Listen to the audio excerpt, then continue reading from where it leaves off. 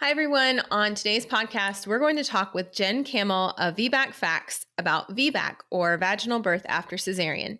Welcome to the Evidence-Based Birth Podcast. My name is Rebecca Decker, and I'm a nurse with my PhD and the founder of Evidence-Based Birth. Join me each week as we work together to get evidence-based information into the hands of families and professionals around the world. As a reminder, this information is not medical advice. See evbirth.com/disclaimer for more details. Hi, everyone, and welcome to today's episode of the Evidence-Based Birth Podcast. My name is Rebecca Decker, pronouns she, her, and I will be your host for today's episode. Today, we are so excited to welcome Jen Kamel of VBAC Facts to talk about VBAC, or vaginal birth after cesarean. Before we start with the interview, I want to let you know that if there are any content or trigger warnings that go with this episode, we'll post them in the description or show notes that go along with this episode. And now I'd like to introduce our honored guest.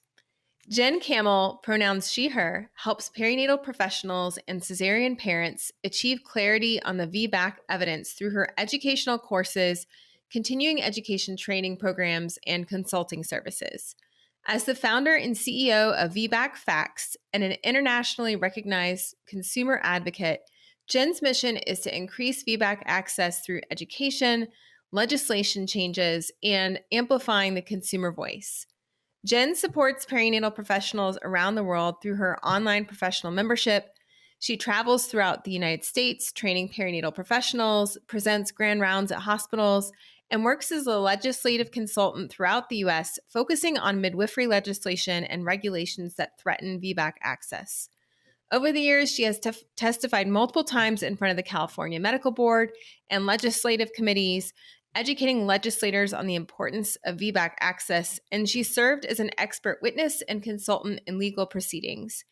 Jen says that she envisions a time when every pregnant person seeking VBAC has access to unbiased information, respectful providers, and community support so they can plan the birth of their choice in the setting they desire. We are so thrilled that Jen Kamel is here. Welcome, Jen, to the Evidence-Based Birth Podcast. Thank you so much for having me. So, Jen, we've known each other for a long time, so this podcast is way overdue. We're so excited you're here. We're thrilled you're here to talk about VBAC. And I would love for you to share with our listeners how you first started with your work as an advocate and educator in this field and what inspired you to create VBAC Facts. Well, I was always curious about childbirth, even as a little girl. I loved reading any sort of books that I can find about childbirth and was simultaneously fascinated and a little bit scared, as I think a lot of women are before they give birth. And so when I was pregnant with my first child, I planned a hospital birth with a certified nurse midwife and was planning an unmedicated vaginal delivery. And yet I also gave myself the permission to say, I'm just going to see how long I can go without an epidural. And if I want an epidural, I'm going to get an epidural. But I just was really curious, what did labor feel like? Well, later in my pregnancy, I was about 36, 37 weeks. My baby was breech. And my midwife was like, I recommend you go have an external cephalic version and see if we can flip this baby. And so she referred me out to the OB that she consulted with, and he was incredibly compassionate and knew I didn't want to be seeing an OB because I wanted midwifery care and I wanted a normal vaginal delivery. Well, we did the version. It didn't work. And they handed me my cesarean paperwork and I had my C-section. And it's funny because the operative report said, I tolerated the procedure and blah, blah, blah. But I think there is a whole emotional component that goes into having a cesarean that really only people who have had a C-section can really get. And my OB knew this was not the plan. And so I really appreciated when he planted that seed that VBAC is an option for me. And I appreciated that because I walked out of that hospital knowing, okay, next time can be different. Like this time kind of sucked. This isn't what I wanted, but next time can be different. Well, I went out into the world and my friends and family expressed a lot of concern. They were like, I don't understand. Aren't you only supposed to have another C-section next? Isn't it really dangerous for the baby? Don't you want a healthy baby? And so I experienced kind of the opposite of what a lot of people do, because my OB planted this positive seed and I experienced a lot of concern from friends and family. And so that conflicting information really propelled me forward. And I realized how hard it was to find accurate information, for parents to find accurate information online. And that really started my own personal journey. I learned how to find and evaluate medical studies. I assembled information for myself and then started answering questions online in these various VBAC groups I was in. Those are really great resources, but they're a double-edged sword, because everyone is sharing information, but most people don't have the larger context for what that information means. So I learned how to find and evaluate medical studies for myself. I started assembling information and answering questions online because it became crystal clear to me how many other parents around the world were struggling trying to find accurate information. So fast forward 3.5 years later, I had my victorious VBAC, and I started VBAC Facts 2 weeks postpartum in 2007. And my VBAC, I came out of that believing that there was nothing in this world that I couldn't do.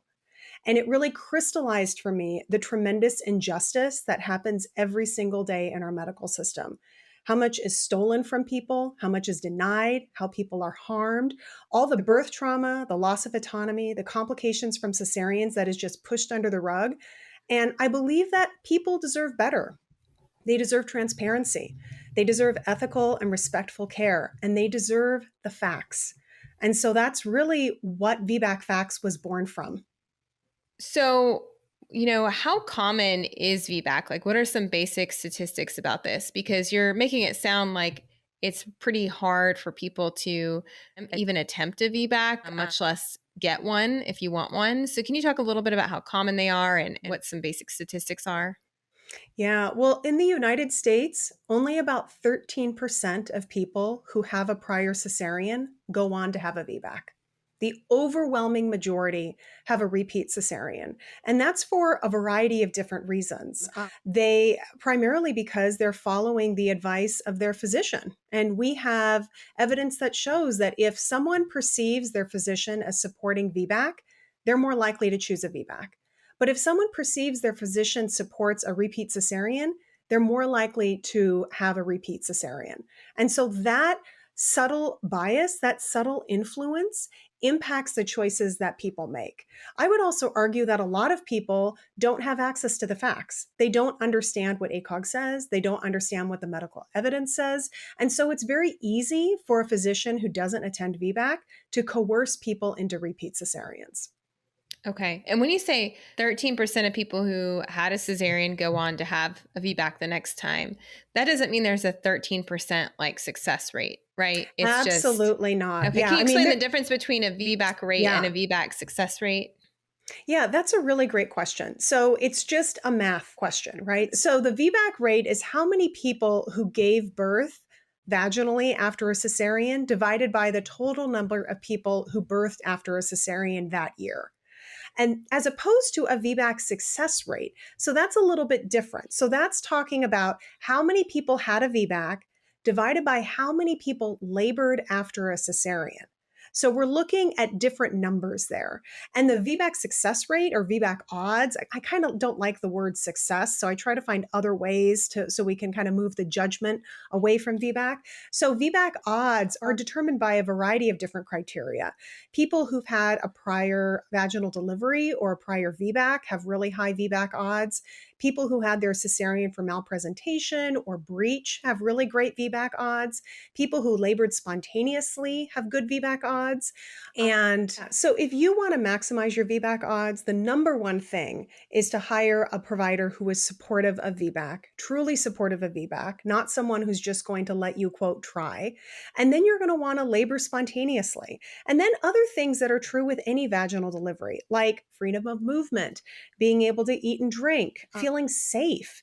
All of these factors are the same whether you've had a prior cesarean or not. And I think that's a really important point to make, is that sometimes people think, VBAC is its own category. And in some ways it is. And in some ways it's just like a regular vaginal delivery. Yeah, although a lot of doctors and hospitals see a VBAC as a procedure, right? Which is why they think they Exactly. can deny it to people. But it's Exactly. actually just what Exactly. happens to your body if you leave it to go on its own. Exactly. Well, and that's one of the things that we see when we look at research looking at countries that have high VBAC rates versus low VBAC rates. And I actually want to chat about that later on in our interview. Just looking at what are the differences between the culture of these countries. And one of those things is just a fundamental valuing of vaginal birth. And I don't think we have that here in the US. We don't value vaginal birth. We've really denigrated it. We've acted like, no one gets a medal. We've made people feel foolish for wanting to avoid surgery by saying, all that matters is a healthy baby and on and on and on. And, why can't we just support the physiological normal conclusion of a pregnancy? Hmm. Are there any other basic facts or statistics you want to share? Absolutely. So, one is that VBAC is a safe, reasonable, and evidence based choice. And what I mean when I say that is the American College of OBGYNs supports VBAC and encourages people to have access. And they do that because the evidence supports VBAC. So, this notion that like VBAC is like some alternative choice is completely false. VBAC is a mainstream choice. Another thing I'd love to share is that the risks associated with VBAC are low. Just like a repeat cesarean, most people will birth their baby with no complications. I think it's important for people to know that the risks of VBAC are often exaggerated and the risks of cesareans are minimized. People report often hearing throughout their pregnancy warnings of uterine rupture, continually being asked if they still want to plan a VBAC. I mean, these are all red flags. If your clinician is talking to you like this, that means they don't really support VBAC. Mm-hmm. Whereas people are often not informed of the risks of cesareans, like the increasing risks of placental abnormalities. I was just talking with someone today who has now had 4 cesareans because her provider doesn't support VBAC, and her provider knows she wants to have more children. And yet, now, after 4 cesareans, her provider's like, oh, well, you should be aware of accreta. Well, that's a conversation that should happen after the first cesarean, after the second cesarean, after the third cesarean. We shouldn't be adding that on afterwards, after you've had 4 cesareans. People should be just as knowledgeable on complications like accreta as they are about uterine rupture. So, can you explain to our listeners, like, what is a uterine rupture and what is placenta accreta? So, a uterine rupture is when both layers of the uterus separate. And a placenta accreta is when the placenta abnormally attaches to the uterine wall, and the risk of accreta developing increases as the number of prior cesareans increase. The fundamental difference between uterine rupture and placenta accreta is that placenta accreta is associated with higher rates of maternal mortality and morbidity than uterine rupture. And that's something that is often not shared. When someone develops a placenta accreta, hopefully that's diagnosed prenatally. It not always is. Ideally, they would go to a hospital that has the capability and the multidisciplinary team, as well as ample blood bank, in order to effectively manage an accreta and mitigate bad outcomes. Whereas a uterine rupture, really, you need an obstetrician, you need an anesthesiologist, and if there's excessive blood loss, you need a blood bank. You simply do not require the same level of staffing and resources to manage a uterine rupture than you do an accreta. So, with placenta accreta, you can have a cesarean now. The placenta accreta would happen in the next pregnancy, potentially. That's when the Exactly. risk would go up. So, by Exactly. having a repeat cesarean now, you're minimizing the risk of uterine rupture, but you're increasing the risk of placental problems the next time you get pregnant. So, it's like especially important for people who are planning larger families, correct? To Yeah. consider that. Absolutely. And that's a really important question for providers to ask birthing people and for birthing people to ask providers if they're not bringing it up. What about placenta accreta? How many children do you intend on having?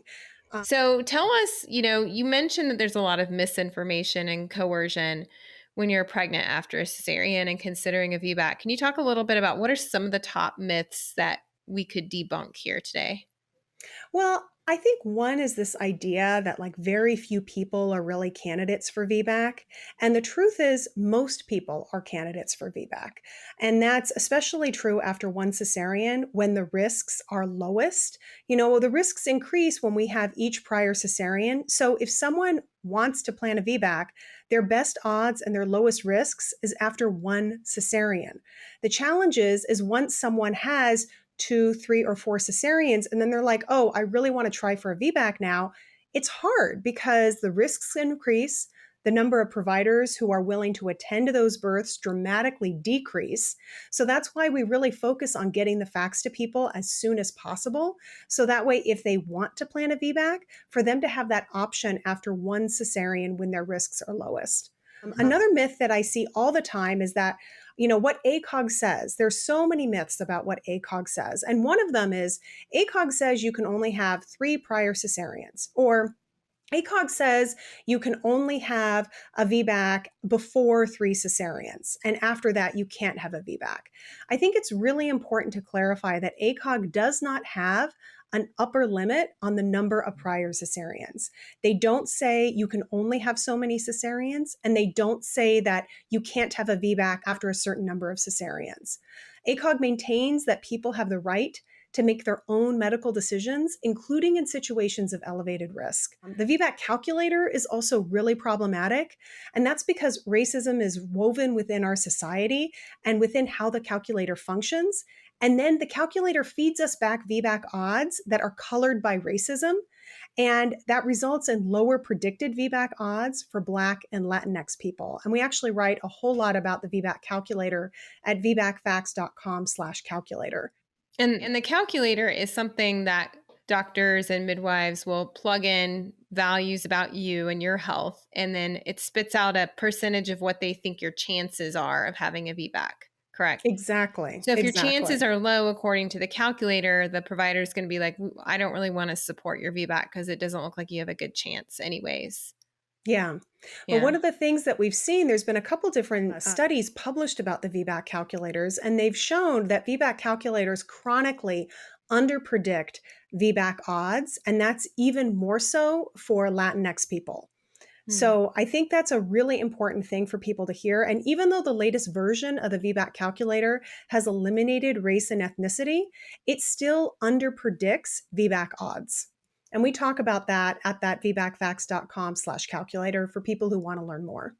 So having a VBAC after multiple cesareans seems there's a lot of misinformation floating around that, saying that's absolutely not allowed when in fact, ACOG doesn't really say anything about whether or not you can have one. And even if they did, ACOG's guidelines may guide practice for physicians, but families are not bound by them. They're not law, right? Exactly. Well, and let's just talk about like VBAC after 3 cesareans. There isn't a lot of evidence available on VBAC after 3 cesareans. We know from the research on multiple repeat cesareans that the risks of cesareans increase, but in terms of the risk of uterine rupture, we just don't have that data. And that transparency simply does not trickle down to parents. Parents are told things like, oh, the risk of uterine rupture is 80%. We don't have data on that. So I think it's important to be clear on what we know and what we don't. And when your provider says, oh, the risk of uterine rupture after 3 cesareans is X amount, the truth is we don't have solid numbers on that. And the truth is also, like I said before, ACOG doesn't have an upper limit, and ACOG acknowledges that people have the right to make their own medical decisions. Something else you said earlier struck a memory in me. You were talking about the operating room and the anesthesiologists and the OBGYN. And one reason VBAC rates are so low in the United States is a while ago, ACOG put out a statement, which they've since changed, saying you could only have a VBAC or you should only have one if there was immediate access to a surgeon and an anesthesiologist in case there was a uterine rupture. Can you talk a little bit about, the fallout from that and what are the guidelines saying now? Yeah.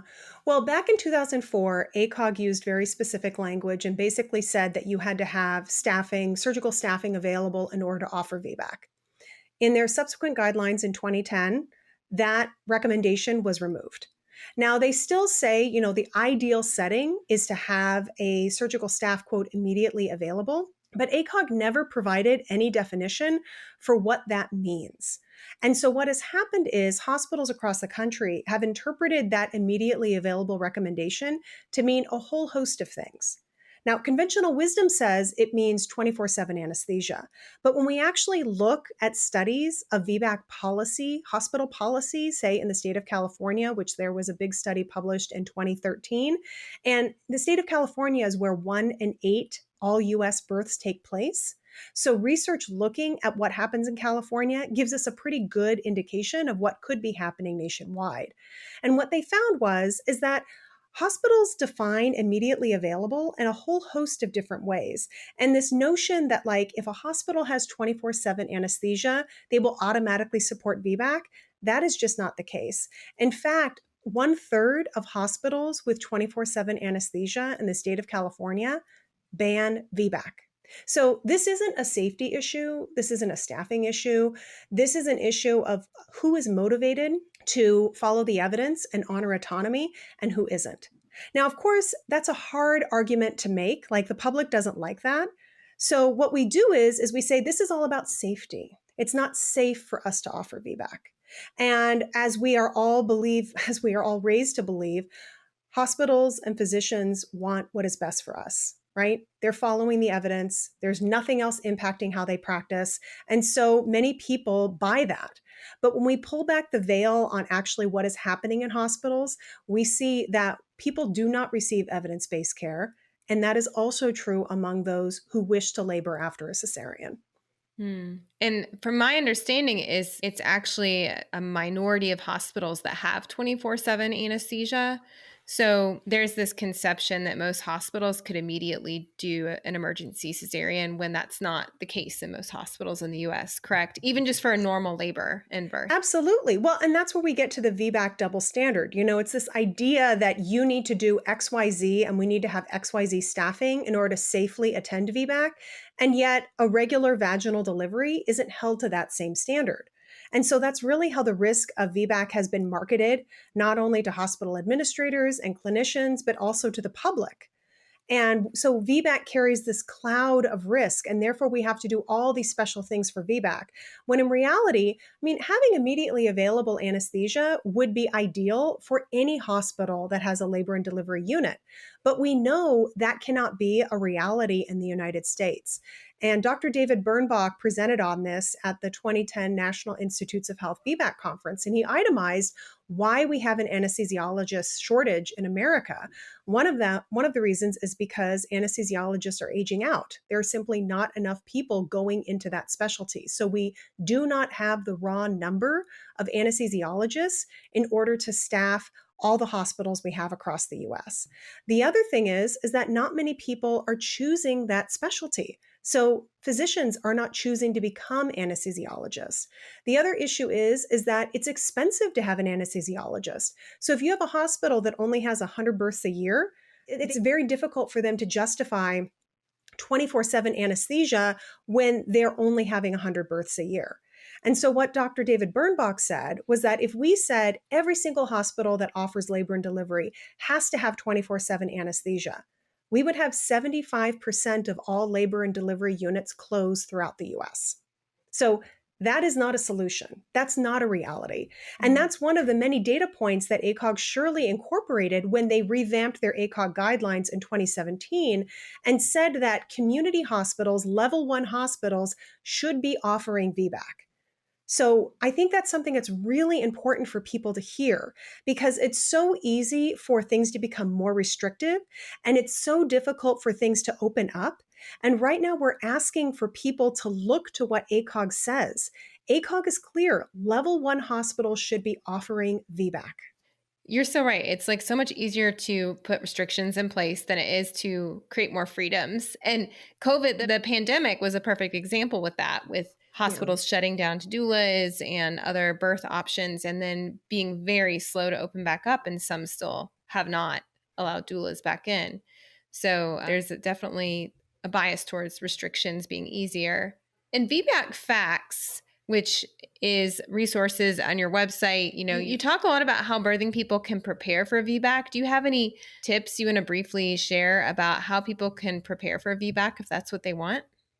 Sure. Well, I think the very first thing is to truly process your cesarean birth.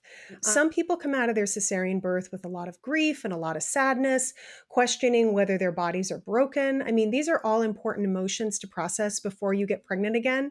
So you're not carrying that with you into your subsequent delivery. So that would be my first thing. My second thing would be to learn the facts. And this is why it's important to learn the facts. There is so much misinformation that will come to you from physicians, from friends and family. And it can be really, really hard to know what is true and what isn't. And it can really chip away at your confidence if people are constantly questioning you and you're like, I don't know, I don't know, I don't know. The third step is to choose your support team. And because you have now known the facts, you can now go interview various providers and be able to get a sense of how their practice aligns with the facts.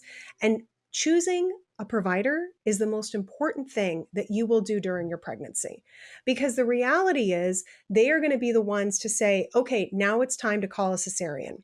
Your baby is in distress. And how do you really know? You don't really know. So you have to have someone who you trust. Or the fourth step is to create your support system, your friends and family who really support you, who see you, who are going to be there, not worrying in the corner, and learning how to say, I don't want to talk about that. Because there are going to be people who are going to follow you throughout your pregnancy and are going to quiz you and are going to want to question you again and again on why you're making this quote risky choice. And when you're pregnant, it's not time, unless you really want to, it's not time to be defending your choices and educating the public. You really need to be thinking about what you need to be doing right now to have a peaceful pregnancy. And then my last tip is to take each moment as it comes. A lot of people feel a lot of anxiety about whether they will need another cesarean. And I think going through all of these steps gives people the assurance that they have done everything they can. And part of what I talk a lot about in VBAC Facts is the element of luck that's at play at birth. And there are so many things that we can control, and there are so many things that we can't control. So being able to be kind to ourselves and have grace with ourselves, because if you need a repeat cesarean, if you are that person, that isn't because your body is broken. It isn't because you did anything wrong. It's that sometimes cesareans are necessary. Mm-hmm. So I assume you're an advocate for not talking about a quote failed VBAC. Yeah, there's so much loaded language in maternity care in general. But yeah, failed VBAC. That's why we talk about labor after cesarean. I really like that phrase. I first heard it from Melissa Cheney. And I love labor after cesarean versus trying for a VBAC. And I actually noticed earlier on, I used the word try for a VBAC. And as soon as I said it, I was like, it's so hard to eliminate that language from our vocabulary because it is so ingrained. But I really love labor after cesarean because there's no judgment there. There's nothing tied to the outcome. It is talking about what you are doing. And no matter how your labor plays out, you chose to labor after a cesarean. There is power and agency in that decision. And to really feel that. Yeah, I like that way of framing it. So I know you work a lot with expecting parents, but you also do a lot of teaching with birth professionals. What's something you'd want more perinatal professionals to learn about with regard to VBAC? Oh gosh. Well, we just completed a training on VBAC after 2 cesareans within professional membership, and I was surprised how much I learned. And then also the contrast again between what the evidence says and what access to VBAC after 2 cesareans looks like. Only about, what was it, 2.9% of people in the state of California actually had a VBAC after 2 cesareans. It's very, very, very low. And that's why we advocate for people to have access to VBAC after 1 cesarean, because access really does fall off a cliff after that. Now, if more people knew the facts about VBAC after 2 cesareans, I think that we would be able to increase access. And I just want to share a couple of those quick facts. We talked a lot in the training about how the risk of VBAC after 1 cesarean versus 2 cesarean, it does increase after 2. And the risk of VBAC after 2 cesareans versus a third cesarean, it is slightly higher with a VBAC after 2 cesareans. But as all of the major studies on this topic reiterate, the absolute risks are low. So we're not talking about a tremendously high risk. We're talking about, yes, an elevated relative risk, but a low absolute risk.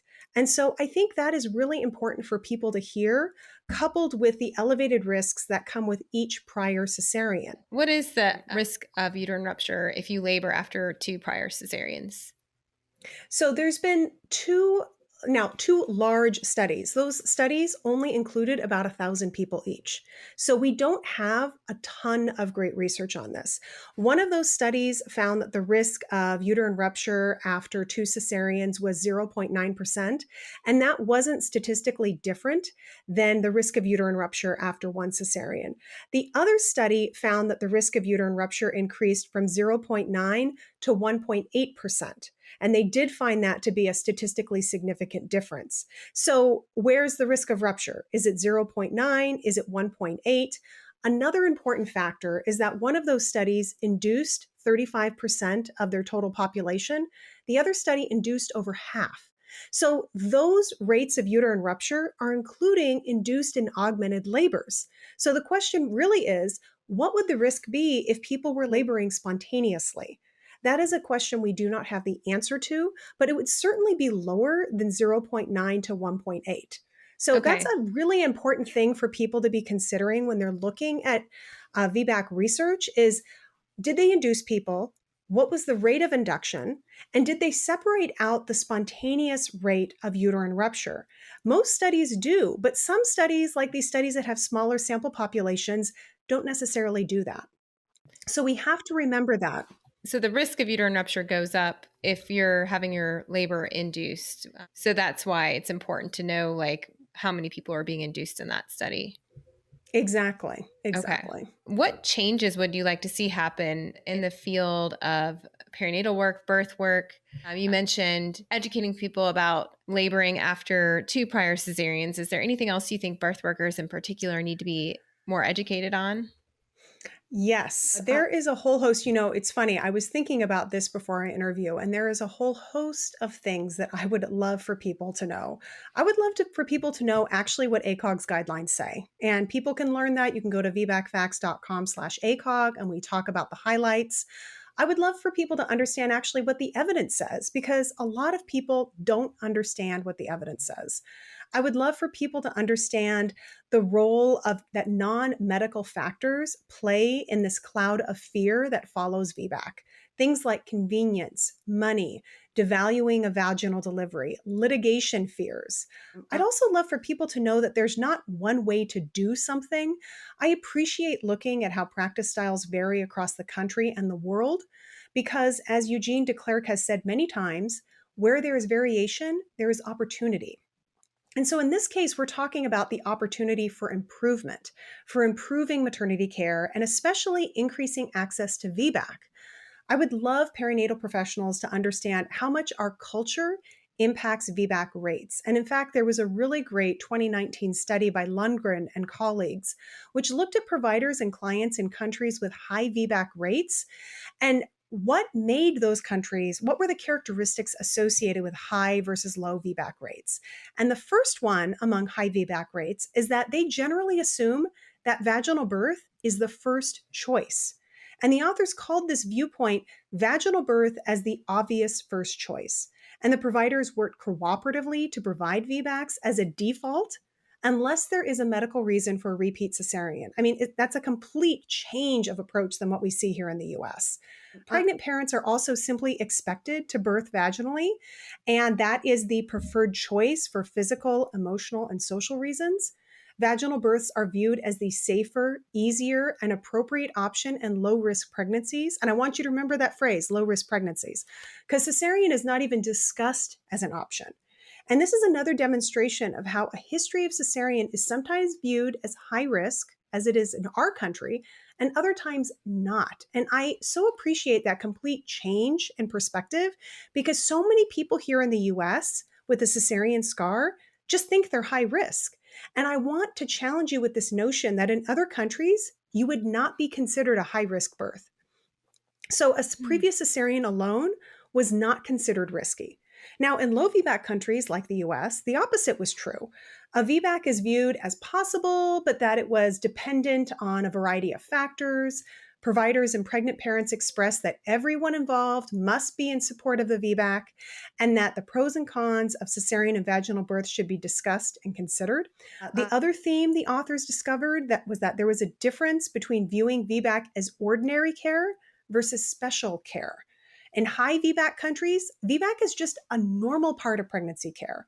Although providers may offer a few more precautions for pregnant parents with a history of cesarean, the remainder of care is the same as any other pregnant person. So the providers support by motivating, increasing confidence, positivity, and providing extra support and care at the labor stage where the previous cesarean occurred. And pregnant parents reflect that this positive routine care with calm and confident providers affects how they feel about their own births. Now, let's counter that to countries with low rates of VBAC, like the US. Providers and pregnant parents view VBACs as special and needing specialized care. Both believe that specialized hospitals, which we were just talking about, or areas on the hospitals, how you need extra provider training and a special level of trust was needed between providers and pregnant parents. I mean, this contrast is stark. The third thing that the authors found was that countries with high VBAC rates versus low VBAC rates differed in who decided the need for a repeat cesarean birth. And this one is a little bit surprising. In countries with high rates of VBAC, the physician is viewed as the person who ultimately should decide between a vaginal and cesarean birth. Isn't that surprising? I mean, pregnant parents are expected to be informed and involved in the decision making, and midwives are often involved in the conversation as well. But both providers and parents expected that the physician advises the best course of action. And these are in the countries with high VBAC rates. So both expressed that the physician holds the medical knowledge needed to advise for a cesarean. Now, in countries with low rates of VBAC, shared decision-making looks a little different. Physicians believe that they should offer evidence, unbiased information, and realistic possibilities for both birth methods, and then the choice is left with the pregnant parent. However, we see significantly lower VBAC rates with this approach. So some providers and parents included others essential to this decision-making, such as midwives and partners. However, all viewed the ultimate decision to be the pregnant parents. And the decision resting with the pregnant parent is often seen as stressful, and parents are often given conflicting information from different providers. And the very last thing that this study discovered was that there was one big similarity between high VBAC and low VBAC countries. Providers and parents held the belief that early follow-up and processes previous birth trauma are both needed to prepare for a new birth. Birth planning and resolving fears were viewed as essential. So countries where there were low VBAC rates were heterogeneous, meaning that there were providers, pregnant parents, and institutions that were pro-VBAC and others who were not pro-VBAC. So there are more option for choice in low VBAC countries. And still that choice was often accompanied by conflicting advice and service delivery. So when we look a little closer at the choice issue, the authors found that in places where physicians make the ultimate care choice, parents' rights are actually more supported, which seems so counter to what we experience here in the US. But that's because in cultures where VBAC is expected, there's a greater support for each person's experience. And conversely, in places where the parent is expected to make a choice between repeat cesarean and VBAC, care decisions are reported to be made according to fear of litigation rather than parent choice. So what this study tells us is that changing the VBAC rate depends largely on the structures within which the parent's birth options are defined. The structures and the professionals in it work towards a unified pro-VBAC culture, which improves VBAC rates. And while it is true that an individual desire for VBAC affects whether someone has a repeat cesarean or a VBAC, their desire for a VBAC is influenced by the surrounding culture. So when VBAC is the assumed default, more VBACs are wanted and achieved. And in places where fewer VBACs, the decision-making process around the mode of birth is complex and layered, and it often involves evidence that is changing or induces stress for parents. So I would love to see every single hospital that has an L&D unit offering VBAC as ACOG recommends. I would love to see community VBAC with midwives more available across the country. I'd love to see integration of midwives into the healthcare system. I would love to see elevating outcomes over ego and competition. And when I say that, I think specifically about when midwives transfer to hospitals when advanced care is needed. I dream of a world when birthing people receive accurate, honest information from any physician that they speak to, a place where resources for clinicians to process trauma are easy and available. But ultimately, I would love to move the focal point of power and responsibility from the provider to birthing parents, which I think would also mitigate lawsuits, which is a whole nother longer topic for another day, likely. So what are some of the countries where there are high VBAC rates? Scandinavian countries have higher VBAC rates. I mean, we're looking at countries that are ultimately, they just have a completely different approach to healthcare, which I think is really foreign for a lot of US people to wrap And they're our brains largely around. midwife-driven care in those countries. So I think it's interesting you said it's typically presented as VBAC is the default choice, and you almost have to like get permission to have surgery. Whereas in the US, it's the opposite. We say it's your choice, but they kind of like often don't really give you a choice because they're coercing and pressuring you into having a repeat cesarean. Is that kind of what the research is showing? Well, I would say in the US, it's not even presented as a choice. In the US, I think the informed consent conversation looks a lot like this. Someone comes in with a prior cesarean. The OB says, "Oh, I see you've had a prior cesarean. So we're going to schedule your C-section for this date because that's what's best for you and your baby." And the person says, "Okay." That's the beginning and the end of it. I mean, people don't get real information, and their provider, who they trust, is telling them that I think this is the best choice for you. And so that's what people go along with. Interesting. Okay.